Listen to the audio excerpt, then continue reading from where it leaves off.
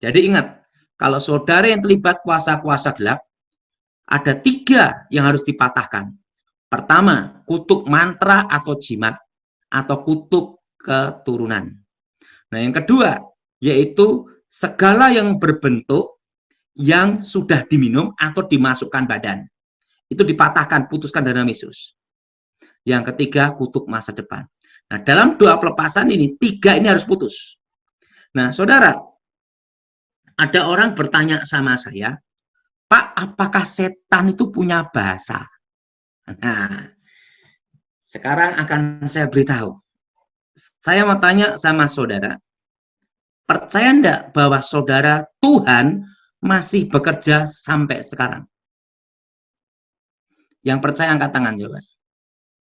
Nah, ada yang mengatakan bahwa, ada doktrin mengatakan bahwa mujizat itu hanya terjadi pada waktu zaman para rasul. Setelah para rasul mati, meninggal, tidak ada mujizat lagi.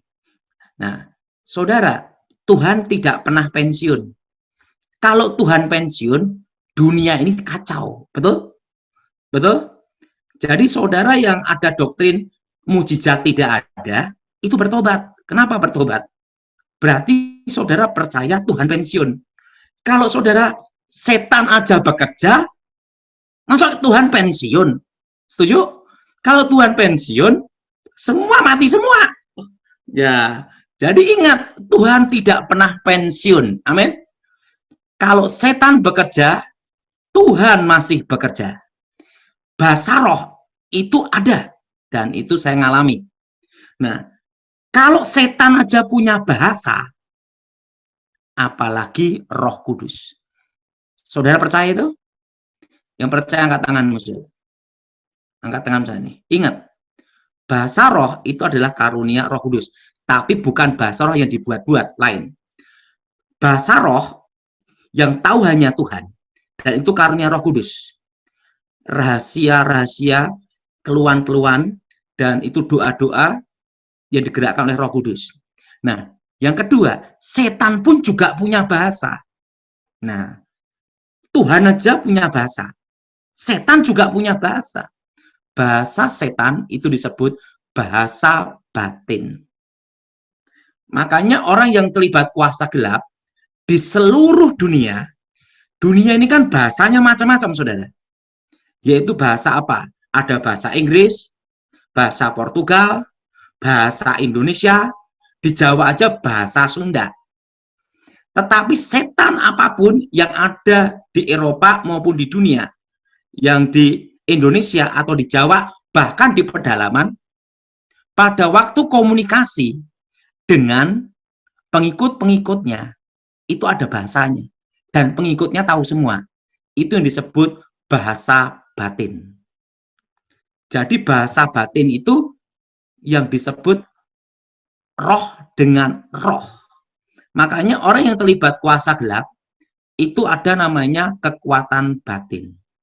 Makanya orang yang terlibat kuasa gelap itu harus diputuskan ikatan batinnya di dalam nama Tuhan Yesus. Amin. Nah, jadi ingat, Tuhan memberikan karunia bahasa roh pada orang yang hidup dalam Tuhan sungguh-sungguh. Tetapi setan juga memberi bahasa. Bahasanya disebut bahasa batin. Itu bahasa antar setan. Makanya setan India kalau datang ke Indonesia, walaupun orang Indonesia itu orang Jawa, bisa mengetahui setan India. Nah, jadi saudara, jangan sekali-sekali membatasi kuasa Tuhan. Nah, saya rasa kita singkat aja. Siapa yang mau tanya tentang kuasa gelap? Oke? Oke, Tommy? Lihat yang... Oke, silakan. Ya. Coba untuk pertama, untuk tadi Nyoman Sukiarta. Oke, Pak Nyoman, silakan. Bentar Pak, kita aktifkan dulu. Oke, silakan Pak Nyoman. Halo. Ya, silakan Pak.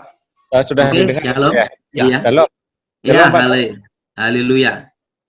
Saya sangat suka, sangat senang, sangat semangat mengikuti gininya acara Pak Daud hari ini. Terima kasih banyak. Menyingkat Dari waktu. gereja mana Pak Nyoman? Ya, Gereja Bali, Pak Daud. Oh, bagus. Saya pernah kembali dulu khotbah di tempat firman-Nyo. Yang di Tabanan, saya ikut juga. Yang di Tabanan. Oke, haleluya. Sana waktu saya khotbah di sana banyak setannya, dikirim Lea. Ya, saya kejar Pak Daud biar ketemu, tapi besoknya Pak Daud tidak khotbah lagi, katanya langsung pulang. Oke. Apa yang Langsung aja Pak, langsung aja Pak. Langsung. Pertanyaannya Pak. Bagaimana cara membedakan orang yang sakit karena kuasa gelap dengan orang yang sakit biasa, dan apakah serangan kuasa gelap bisa mengakibatkan seseorang menjadi menderita penyakit medis seperti kanker jantung, asam urat, dan lain-lain?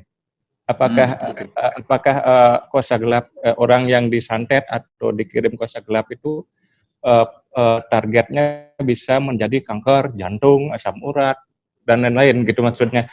Dan bagaimana cara membedakan secara kasat mata umpamanya sebelum didoakan, Pak?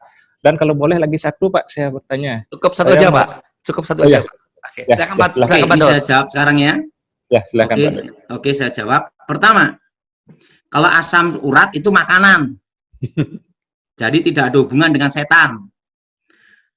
Nah, kalau gini, memang ada ilmu kuasa gelap tertentu, yang kuasa gelap tertentu, yaitu jenis ilmu santet, namanya ilmu untuk menghentikan jantung. Itu ada. Untuk menghentikan jantung, itu ada. Yang kedua, kalau cancer itu kebanyakan sakit fisik. Memang ada kasus tertentu yang ada setan. Tetapi jarang ada yang punya ilmu hitam yang bisa menciptakan cancer. Itu jarang. Jadi kebanyakan itu, cancer itu kebanyakan medis, pola makan. Tapi juga ada cancer itu karena kuasa gelap. Tapi yang berhubungan dengan kuasa gelap, pengalaman saya, ini maaf ya, ini pengalaman ya, hanya 5%. Jadi 95% itu medis. Harus dibedakan di sini. Nah, kan dan apa bedanya orang yang kena kuasa setan dengan penyakit fisik? Itu ada. Pertama, kalau kena setan, itu waktu dicek dokter, dikontrol, tidak ada penyakitnya. Kedua, dan kalau itu kena santet atau kuasa gelap, waktu di rongsen, itu ada namanya benda-benda asing. Jarum, paku, setelah itu gunting, serabut kelapa, dan unsur-unsur yang berbau namanya itu kayak tanah, asal rambut. Jadi bisa waktu di rongsen itu kelihatan di dalam perut atau di tenggorokan atau di badannya itu rambut bergumpal sama jarum. Nah, jadi pertama dicek dokter tidak ada penyakitnya, kedua ada benda-benda asing, ketiga ada ledaan. Kalau itu ilmu hitam, apalagi kalau itu kasus di Bali, pasti ada ledaan. Ledaan itu ada di atap rumah, duar, kutu-kutu, tapi tidak ada bendanya. Kalau sreng dor itu mercon, lain.